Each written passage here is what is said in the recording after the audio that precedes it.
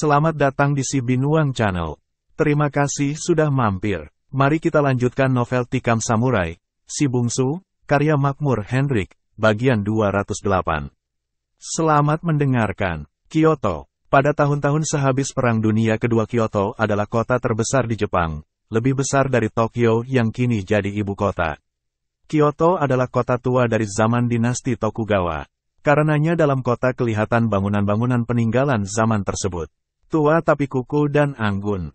Kuil-kuil agama Buddha dan Shinto terdapat di banyak tempat dalam kota. Kota itu sendiri dibelah-belah oleh beberapa sungai besar dan kecil. Sungai terbesar yang membelah kota itu adalah dua buah sungai yang bergabung jadi satu. Kedua sungai itu adalah Sungai Kamo dan Sungai Takano dari utara bergabung jadi satu aga di utara kota, kemudian mengalir ke jantung kota.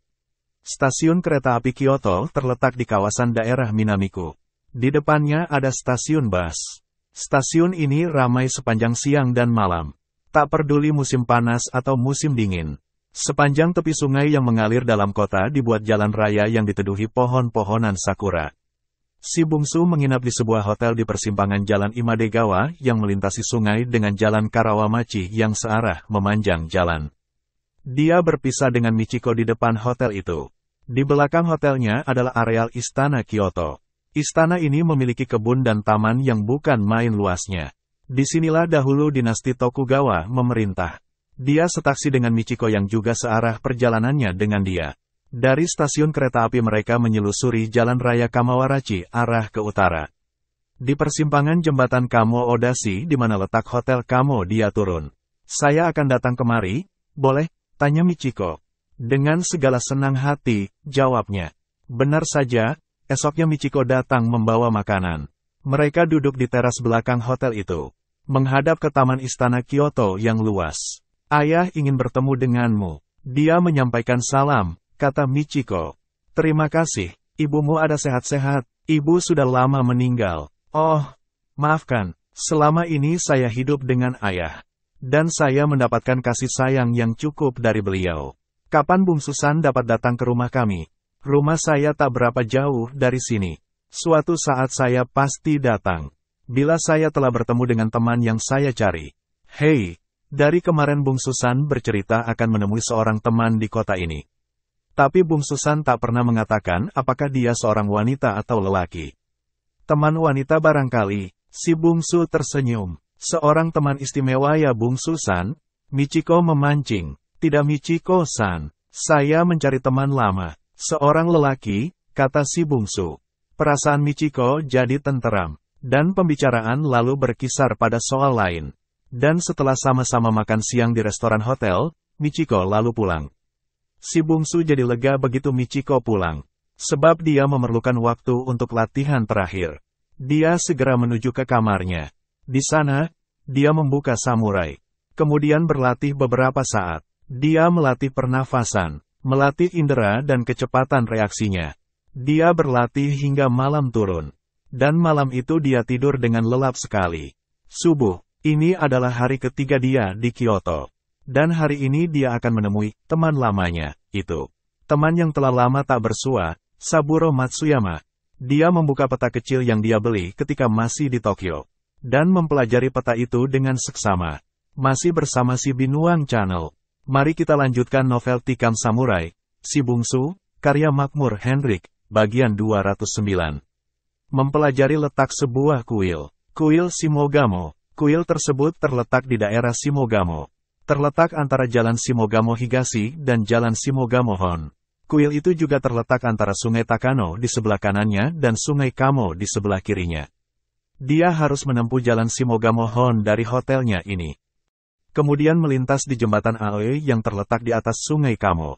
Kesanalah dia kini pergi. Di Tokyo, ketika dalam penjara dia mendapat alamat di mana Saburo berada. Keterangan itu diperolehnya lewat seorang tentara Amerika bahagian dokumentasi. Dia tahu di mana bekas-bekas tentara Jepang berada. Hari masih pagi ketika dia melintas di jembatan Aoi itu. Udara dalam musim dingin itu berkabut. Dia berjalan santai. Di pinggangnya tergantung samurai yang beberapa tahun yang lalu telah merenggut nyawa ibu, ayah dan kakaknya. Kini dengan pakaian kimono berwarna hitam bertuliskan aksara, huruf, kanji, yaitu aksara yang dipakai dalam bahasa Jepang. Dengan samurai di pinggang kiri maka dia tak ada obahnya seperti orang-orang Jepang. Beberapa orang Jepang yang berpapasan jalan dengannya membungkuk memberi hormat. Dia juga melakukan hal yang sama. Di kota ini, keakraban dan basa-basi masih tinggi terasa. Dari mulutnya sambil berjalan itu berkumandang dengan lembut lagu yang diajarkan Kenji ketika mereka di kapal dulu. Ame ga futemo ikimasu. Nakanait kudasai. Watashi o wasurenaide kudasai. Sayonara. Meskipun turun hujan saya tetap akan pergi, jangan menangis, jangan lupakan saya, selamat tinggal. Lagu itu dia ulangi beberapa kali. Beberapa lelaki Jepang yang berpapasan dengannya mengangguk. Dia juga mengangguk sambil tetap menggumamkan nyanyi itu. Dan tiba-tiba dia melihat kuil itu. Kuil Shimogamo. Dia terhenti. Tubuhnya terasa membeku, tapi juga panas dan menggigil. Kuil itu terletak di ujung sebuah taman yang cukup luas. Perlahan dia membelok ke kanan dari jalan Shimogahon. Kemudian berbelok ke kiri melintasi taman pepohonan yang rimbun. 100 meter berbelok ke kiri. Dan tiba-tiba kakinya telah menginjak altar kuil Shimogamo. Dan dia terhenti di ujung altar. Puluhan pendeta berkepala botak kelihatan sedang berlatih bela diri. Ada yang berlatih dengan pentungan kayu sepanjang 1,5 depa. Ada yang berlatih karate. Ada yang berlatih samurai. Dia tak kaget. Sebab dia telah diberitahu tentang kuil ini. Dan hampir di seluruh kuil di Jepang atau Tiongkok kepada para pendetanya memang diajarkan berbagai jenis bela diri. Hal ini sudah menjadi tradisi bagi kuil-kuil tersebut. Tujuan utamanya di zaman dahulu kala adalah menghadapi musuh yang selalu saja ingin menguasai sebuah kuil. Menyebarkan agama, seperti halnya di Indonesia, selalu mendapat tantangan. Maka kalau di Indonesia para malin, terutama di Minangkabau biasanya adalah pesilat-pesilat tangguh, maka di Jepang mereka umumnya adalah karateka atau samurai yang tangguh pula. Hanya saja kini kegunaan pelajaran bela diri itu sudah jauh berbeda. Tidak lagi untuk menghadapi musuh, tapi untuk kesehatan. Jadi fungsinya sudah bertukar jadi olahraga. Maafkan, bisa saya bantu? Sebuah suara ramah menyadarkan si bungsu yang masih tegak diam di ujung altar kuil itu. Kuil itu besar, bersih dan anggun. Masih bersama si Binuang Channel. Mari kita lanjutkan novel Tikam Samurai, Si Bungsu, karya Makmur Hendrik, bagian 210. Dia menoleh. Seorang pendeta berjubah merah berkepala botak dan berwajah ramah, tegak di sisinya. Apa yang bisa saya bantu? Ulang pendeta itu lembut. Oh, ya, saya ingin bertemu dengan Obosan, dapatkah dia menerima kedatangan saya? Obosan adalah kepala pendeta. Pendeta itu menatapnya dengan sinar mata yang lembut. Dia tak bertanya sedikit pun dari mana orang ini datang, dan ada urusan apa kedatangannya. Itu adalah urusan pribadi, dan kuil tak ada hak mencampuri urusan pribadi orang. Lagi pula setiap orang yang berkunjung ke kuil haruslah dihormati. Akan saya sampaikan, mari ikut saya. Si bungsu membungkuk memberi hormat. Kemudian mereka berjalan lewat pendeta-pendeta yang tengah latihan itu, menuju ke ruang tunggu kuil Shimogamo tersebut. Dari altar, mereka menaiki anak tangga yang jumlahnya 9 buah. Lalu mereka melewati sebuah ruangan yang bersih dari marmer. Ruang itu tak berdinding, hanya bertiang besar-besar, ada 10 meter persegi luasnya. Kemudian dia dibawa turun. Ruang ini tak ada kursi, tapi bersihnya bukan main. Haraplah menanti di sini, kata pendeta itu. Si bungsu mengangguk. Dan dia segera saja duduk berlutut di lantai. Pendeta tadi menuju ke ruang tengah yang pintunya tertutup. Dari balik pintu terdengar suara berguman perlahan. Pastilah tengah berlangsung upacara agama di ruang sebelah itu. Dari luar sayup-sayup terdengar suara-suara orang latihan bela diri. Seorang gadis lewat di samping si bungsu. Melihat pintu tertutup, gadis itu tegak tak berapa jauh dari tempat si bungsu berlutut. Kemudian gadis itu juga berlutut. Dia menaruh sebuah keranjang yang nampak berisi makanan di sisinya. Sepintas si bungsu menoleh padanya. Gadis itu kebetulan juga tengah menoleh padanya. Bungsu-san, seru gadis itu. Wajahnya berseri. Michiko, kata si bungsu tertahan. Ya, gadis itu adalah Michiko. Dia memakai kimono berwarna putih salju dengan bunga-bunga sakura berwarna merah jambu tergambar di kimononya itu. Di punggungnya dia memakai obi, semacam stagen. Dan di kepalanya yang berambut hitam ikal dia memakai kanzashi berbunga, yaitu semacam sanggul khas Jepang. Gadis itu segera saja bangkit, membawa keranjang kecilnya dan dengan wajah berseri duduk berjongkok di sebelah kiri sisi si bungsu. Ah, saya hampir-hampir tak mengenal Bungsu San dalam pakaian begini. Bungsu San persis seperti seorang samurai yang siap bertempur. Gagah dan perkasa, Michiko berkata sambil menatap si bungsu yang memegang samurai itu. Si bungsu juga balas menatap kagum pada gadis cantik itu. Engkau benar-benar gadis yang cantik Michiko-san, katanya perlahan. Wajah Michiko bersemu merah. Matanya bersinar menatap si bungsu. Ada keperluan apa Bungsu San kemari? Tanyanya. Dan pertanyaan itu belum terjawab, ketika pintu yang dimasuki pendeta tadi terbuka. Dengan segala senang hati, Obosan menanti kedatangan Anda, kata pendeta itu. Bungsu San, engkau akan bertemu dengan Obosan. Michiko bertanya dengan heran. Ya, maafkan saya harus pergi.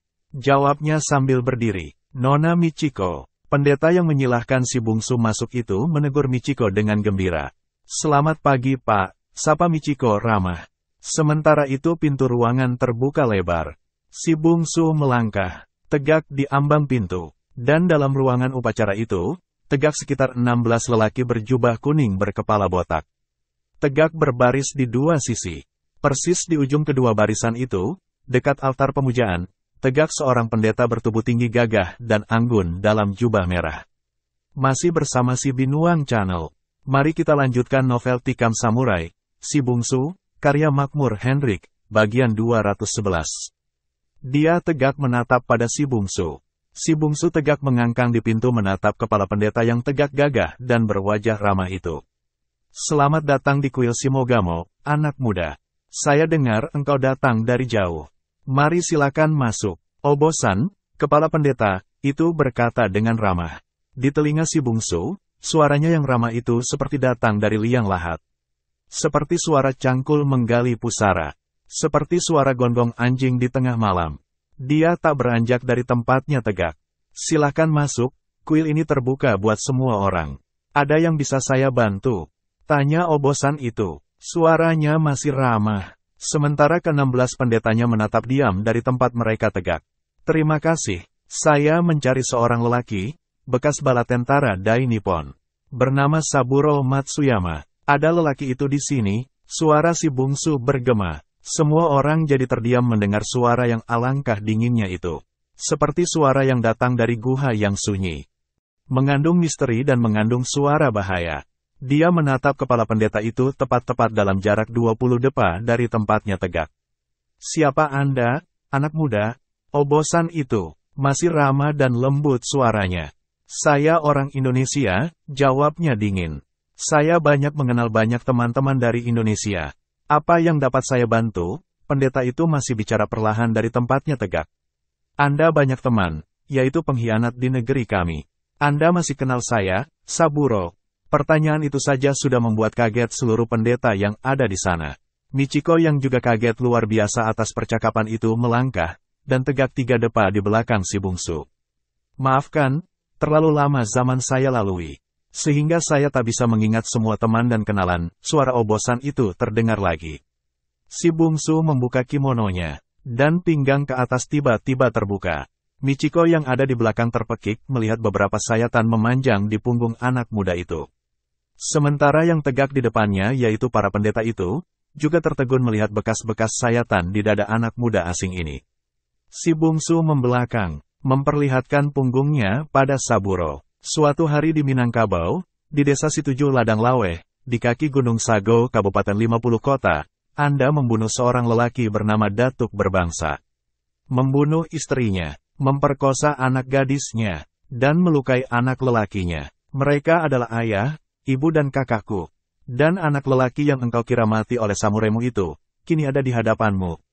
Kalau saja ada petir menyambar, barangkali kepala pendeta itu, terlebih lagi para pendeta dan Michiko, mungkin takkan terkejut mendengarnya. Namun ucapan anak muda ini melebihi 1000 petir di pagi itu.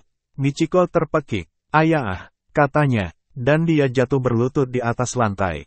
Si bungsu kaget dan menoleh ke belakang. Obosan itu juga kaget. Dan barulah kini dia melihat bahwa di belakang anak muda itu ada Michiko, anaknya. Michiko, kepala pendeta yang tak lain dari Saburo Matsuyama itu berseru.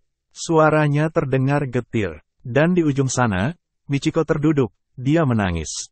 Saburo jelas sekali terpukul batinnya. Bertahun-tahun dia menyembunyikan diri dari kekejamannya selama perang. Dia selalu bercerita yang baik-baik pada anak gadisnya.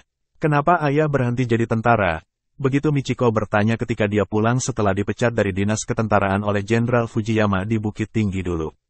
Perang sangat kejam nak. Ayah tak bisa membunuh orang terus-terusan. Ayah berhenti di Filipina, katanya berbohong. Masih bersama si Binuang Channel. Mari kita lanjutkan novel Tikam Samurai, Si Bungsu, karya Makmur Hendrik, bagian 212. Ya, dia hanya setahun di Indonesia. Dia tak ingin pengalaman pahitnya di Indonesia diungkit. Dia mengatakan pada anaknya bahwa dia hanya bertugas di Filipina. Dan Saburo Matsuyama ternyata memang menyesali segala perbuatannya selama perang. Dia memutuskan untuk jadi pendeta. Siapa nyana, ternyata ada orang yang mencarinya kembali untuk urusan balas dendam. Yang tak kalah kagetnya adalah si bungsu. Dia heran kepada siapa Michiko memanggil ayah tadi. Dan begitu Saburo menyebut Michiko, maka tahulah dia, ayah si gadis itu adalah Saburo. Ya Tuhan, alangkah banyaknya hal yang tak bisa terduga oleh manusia. Dan tiba-tiba saja semua dikejutkan oleh perbuatan Michiko. Tangan gadis itu cepat menjangkau ke dalam keranjang kecil yang dia bawa. Dari dalamnya dia menghunus sebilah samurai kecil. Dan samurai itu dia hunjamkan ke jantungnya. Michiko, Saburo Matsuyama berteriak histeris melihat kenekatan anaknya itu. Si bungsu tikam samurai, namun suatu keajaiban terjadi. Sebenarnya bukan keajaiban, tapi suatu kecepatan yang luar biasa.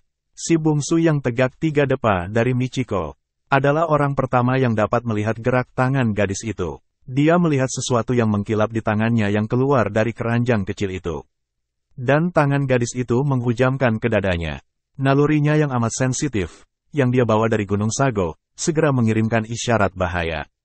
Dan dengan gerak yang hanya berdasarkan nalurinya saja, samurainya tersebut, dan dalam sebuah gulingan di lantai, dalam jurus lompat tupai, samurainya bekerja. Samurai kecil di tangan Michiko kena dihantam samurainya. Samurai kecil itu terpental, menancap di loteng kuil. Michiko kaget. Semua pendeta juga kaget melihat kecepatan anak muda ini. Michiko menatap si bungsu. Dan tiba-tiba dia memeluk anak muda itu. Bungsu-san, kenapa harus jadi begini? Isaknya. Sementara itu Saburo sampai di sana. Michiko-san, katanya perlahan. Gadis itu menoleh pada ayahnya. Dan tiba-tiba dia berlari ke pelukan si ayah. Ayah, dialah pemuda yang kuceritakan itu. Dialah yang 2 kali menyelamatkan nyawaku. Dialah yang, oh Tuhan, mengapa harus jadi begini? Biarlah aku mati ayah. Gadis itu hampir-hampir histeris.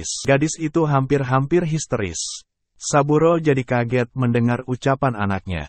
Para pendeta yang semuanya juga telah mendengar cerita itu dari Saburo, juga jadi kaget. Saburo menatap si bungsu. Kedua musuh berbuyutan ini saling pandang. Dan kedua sama-sama terkejutnya mendapatkan kenyataan ini. Betapa tidak, si bungsu yang telah menolong Michiko sejak dari Tokyo, telah begitu akrab dengan gadis itu, yang secara jujur harus diakui bahwa dia jatuh hati padanya. Ternyata gadis itu adalah anak musuh besarnya. Anak dari seorang lelaki yang telah menista dan memusnahkan keluarganya. Seorang fasis yang telah merejam dan menista negerinya. Tanpa dapat dia tahan, bulu tengkuknya sendiri menerima kenyataan pahit ini. Saburo Matsuyama demikian pula. Dia telah cuci tangan dari urusan-urusan duniawi. Dia ingin mencuci dosa yang dia perbuat selama perang dengan menjadi seorang pendeta. Keyakinan, amal saleh dan kedermawanannya menyebabkan dia diangkat oleh Dewan Pendeta menjadi kepala pendeta di kuil Shimogamo ini. Yaitu salah satu di antara tak banyak kuil yang berpengaruh tidak hanya di Kyoto, tetapi juga di kawasan Jepang bahagian selatan. Masih bersama si Binuang Channel. Mari kita lanjutkan novel Tikam Samurai, Si Bungsu, karya Makmur Hendrik, bagian 213. 2 hari yang lalu dia demikian bahagia menerima kepulangan putri tunggalnya dari Tokyo. Dia terkejut mendengar bencana yang hampir menimpa anaknya. Dia sangat berterima kasih atas bantuan pemuda yang belum dikenal itu. Dia ingin mengadakan doa selamatan atas terhindarnya Michiko dari bencana tersebut. Dan dia telah merencanakan untuk datang hari ini selesai dia memimpin upacara keagamaan ke hotel anak muda itu. Michiko berkata bahwa anak muda yang menolongnya itu berasal dari Indonesia. Tak sedikit pun hatinya berdetak, bahwa anak muda yang menolong anaknya itu adalah si bungsu yang mencarinya untuk membalas dendam. Dan kini dia dihadapkan pada kenyataan yang alangkah pahitnya ini. Dia melepaskan pelukan anaknya, maju 2 langkah ke hadapan si bungsu yang tegak memegang samurainya dengan wajah dingin. Saburo berlutut di lantai, membungkuk dalam-dalam, kemudian terdengar suaranya bergetar. Bungsu-san, terima kasih banyak atas pertolonganmu pada anak saya. Semoga Tuhan membalas kebaikanmu. Saya tahu betapa pedihnya dendam yang kau simpan selama bertahun-tahun. Kini, saya akan menerima pembalasanmu. Bertahun-tahun saya menghindar dari rasa takut atas dosa yang saya perbuat. Tapi akhirnya Tuhan menunjukkan bahwa cepat atau lambat pembalasan atas dosa yang diperbuat manusia atas manusia lain, pasti akan dibalaskan. Saya terima apapun pembalasan yang kau lakukan padaku. Si bungsu maju setindak dan mencabut samurainya. Dan tindakan inilah yang mendatangkan bencana yang tak terhindarkan di kuil Shimogamo itu. Dia maju mencabut samurainya tidak dengan maksud menebas leher Saburo yang menunduk itu. Dia ingin menancapkan samurai itu lantai di hadapan lelaki itu.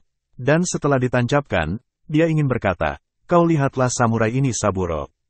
Putih berkilat, tapi berlumur darah dan berbau maut. Dengan samurai ini dahulu keluargaku kau habisi nyawanya, kini dengan samurai ini pula aku menuntut balas." Itulah yang ingin dia perbuat dan ucapkan. Tapi para pendeta yang 16 orang itu, yang berkumpul di sekeliling si bungsu, menyangka bahwa dia akan menghentakkan ujung samurainya ke tengkuk obosan mereka. Karena berpikir demikian, maka wajar saja mereka turun tangan membela. 2 orang di antaranya, yang tegak dekat sebuah kursi, segera menyambar kursi itu dan menghantamkannya pada si bungsu.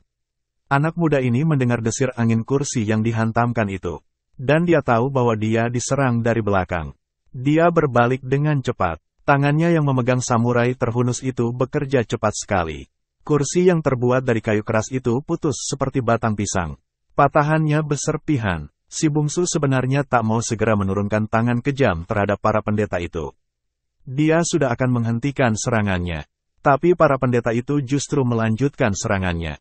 Mereka tetap menyangka anak muda ini akan membunuh obosan mereka. Pendeta gemuk yang memegang sisa kaki kursi yang runcing menghujamkannya kaki kursi itu ke rusuk si bungsu. Si bungsu yang telah menghentikan gerakannya, jadi terlambat mengetahui serangan ini. Tak ampun lagi, rusuknya robek. Darah mengalir, dan kesalahan pengertian kecil itu, segera robek menjadi perkelahian maut. Merasa dirinya dilukai, si bungsu sadar bahwa orang ini menghendaki nyawanya. Maka begitu kaki kursi yang runcing itu merobek rusuknya, samurainya bekerja 2 kali sabetan ke belakang. Perut pendeta itu robek. Temannya yang satu lagi melemparkan pula sisa kursinya pada si bungsu. Dan dia juga menerima bahagian yang mengerikan. Tangannya putus dan rusuknya robek menganga. Terlalu cepat kejadian itu untuk segera dipahami Saburo. Dia masih menunduk ke lantai, siap menerima pembalasan si bungsu ketika tragedi berdarah itu berakhir. Masih bersama si Binuang Channel. Mari kita lanjutkan novel Tikam Samurai, Si Bungsu, karya Makmur Hendrik, bagian 214. Ketika mengangkat kepala, kedua pendeta itu sudah rubuh mandi darah dan mati. Rusuk si bungsu sudah terluka. Dia kaget dan segera berdiri. Dan kekagetannya ini disalah tafsirkan oleh pendeta yang lain. Mereka menyangka Saburo tegak untuk menyerang si bungsu. Padahal bekas perwira Jepang itu ingin menghentikan pertarungan tersebut. Begitu Saburo tegak, 4 pendeta segera menghantam si bungsu. Para pendeta dalam kuil ini tak seorang pun yang bersenjata. Senjata hanya mereka pakai ketika latihan di dojo. Mereka lalu menyerang dengan jurus-jurus kuntao, kungfu atau karate. Namun tangan kosong mereka, betapapun tangguhnya, menghadapi samurai si bungsu, benar-benar suatu hal yang patut dikasihani. Kalau saja lawan mereka bukan si bungsu, mungkin mereka bisa menang. Tapi lawan mereka adalah si bungsu. Untung saja anak muda ini tak mau turun tangan kejam pada penyerang-penyerang tangan kosong ini. Betapapun jua, dia bukan tukang bantai. Dan dia memang menghindarkan pembantaian itu. Dia bergulingan di lantai menghindarkan serangan itu. Keempat pendeta itu maju terus. "Tahan," si bungsu berkata sambil menjauh. Tapi saat itu nampaknya bencana yang lebih jauh besar sudah tak terhindarkan lagi. Mendengar pekik Michiko dan bentakan-bentakan tadi, beberapa orang sensei, instruktur, silat yang tegak di teras mengawasi pendeta yang berlatih jadi kaget. Mereka segera masuk, dan melihat betapa orang asing tadi berkelahi dengan pendeta-pendeta rekan mereka. Tentu saja mereka jadi marah dan bersamaan menghunus samurai. Begitu 4 orang sensei itu masuk. Keempat pendeta bertangan kosong itu mundur. Dan keempat sensei itu mengurung si bungsu di tengah. Tahan, si bungsu masih coba menghindarkan pertumpahan darah. Semua mundur, terdengar perintah Saburo. Tapi situasi kembali tak memberi peluang bagi pendeta untuk menjalankan seruan si bungsu atau perintah Saburo. Keempat sensei itu sudah menggebrak maju. Seiring dengan pekik Michiko, 4 samurai menyerang si bungsu dari 4 jurusan di 4 tempat berbahaya dengan kecepatan yang terlatih. Para pendeta kuil Shimogamo ini adalah para pendeta yang disegani di Kyoto. Mereka disegani selain karena punya pengaruh dan wibawa yang sangat dihormati, juga karena di kuil ini terdapat pendekar-pendekar tangguh. Dan sebenarnya, menghadapi keempat sensei ini, jarang ada orang yang bisa luput dari ancaman maut. Dan itu juga sudah bisa diperhitungkan para pendeta tersebut.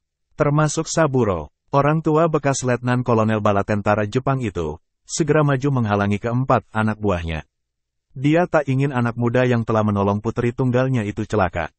Namun gerakannya terlambat jika dibandingkan dengan gerak samurai keempat anak buahnya itu. Tapi keempat samurai anak buahnya itu juga terlambat jika dibandingkan dengan gerak samurai si bungsu. Si bungsu, anak muda yang telah bertekad mati demi membalaskan dendam keluarganya itu adalah seperti malaikat maut yang luar biasa berbahaya. Sudah bertahun dia melatih diri. Dan kini saatnya hasil latihan itu dipergunakan. Kalau selama di Bukit Tinggi, Pekanbaru atau di Tokyo dan terakhir di Gamagori melawan bandit-bandit Kumagegumi, semata-mata untuk membela diri atau membela orang lain. Maka kini adalah tujuan daripada seluruh latihan yang bertahun dia jalani itu. Dia telah hidup menderita penuh cobaan di Gunung Sago. Itu semua dengan tujuan membalas dendam pada Saburo. Kalau di Bukit Tinggi dia diburu, kemudian membantu perjuangan kaum pejuang bawah tanah, itu semua juga dalam rangka mencari Saburo. Masih bersama si Binuang Channel. Mari kita lanjutkan novel Tikam Samurai, Si Bungsu, karya Makmur Hendrik, bagian 215. Kalau di Tokyo dia melawan tentara Amerika dan melawan Yakuza itu juga sekadar untuk mempertahankan dirinya agar tetap hidup untuk bisa bertemu Saburo. Kini dia berkelahi di hadapan Saburo. Bukan dengan Saburo, makanya dia juga harus tetap hidup untuk bisa melawan Saburo. Sumpah ayahnya sesaat sebelum mati, dengan samurai tertancap di dada, bahwa ayahnya akan membalas dendam pada Saburo, hari ini harus dia lakukan. Dia harus hidup untuk bisa melaksanakan sumpah dan dendam turunan itu. Karenanya anak muda itu kini berubah menjadi singa luka yang alangkah berbahayanya. Keempat samurai sensei itu dia tangkis dengan kecepatan yang luar biasa. Tangan para sensei itu tergetar dan pedih begitu samurai mereka beradu. Mereka terkejut, namun itulah saat mereka terkejut untuk terakhir kalinya. Sebab setelah itu, kecepatan samurai orang asing itu sudah tak bisa lagi mereka ikuti. Tahu-tahu mereka mendapatkan diri mereka seperti dilumpuhkan. Ada yang merasa dadanya robek. Ada yang merasakan jantungnya pecah. Ada yang merasakan perutnya ngilu. Lalu dunia mereka gelap. Mereka rubuh, mati. Hanya dalam sekali gebrak. Keempat sensei kuil Shimogamo ini mati. Namun murid-muridnya yang latihan di luar sudah membanjir masuk. Dan kini dengan tongkat yang panjangnya 1,5 depa, besarnya selengan lebih, mereka menyerang si bungsu. Si bungsu melihat ini sebuah bencana besar. Betapapun tangguhnya dia, namun menghadapi tongkat panjang ini amat berbahaya. Dia tak bisa mendekati orang-orang itu. Itulah bahayanya. Lagi pula, dia harus menghemat tenaga.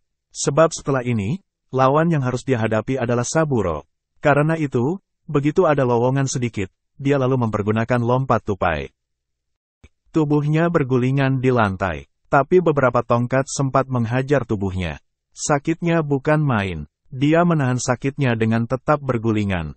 Yang dia tuju adalah Michiko. Dan dalam gulingan terakhir dia mencapai diri Michiko yang terduduk lemah dan menangis.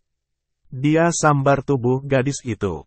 Membawanya bergulingan di lantai. Sebelum orang-orang tahu dan sadar apa yang terjadi, dia sudah bangkit mengapit Michiko dengan melekatkan samurai itu ke leher gadis tersebut.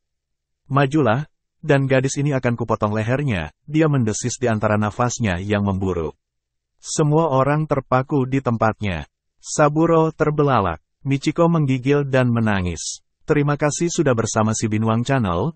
Jangan lupa mampir pada bagian selanjutnya novel Tikam Samurai, Si Bungsu karya Makmur Henrik.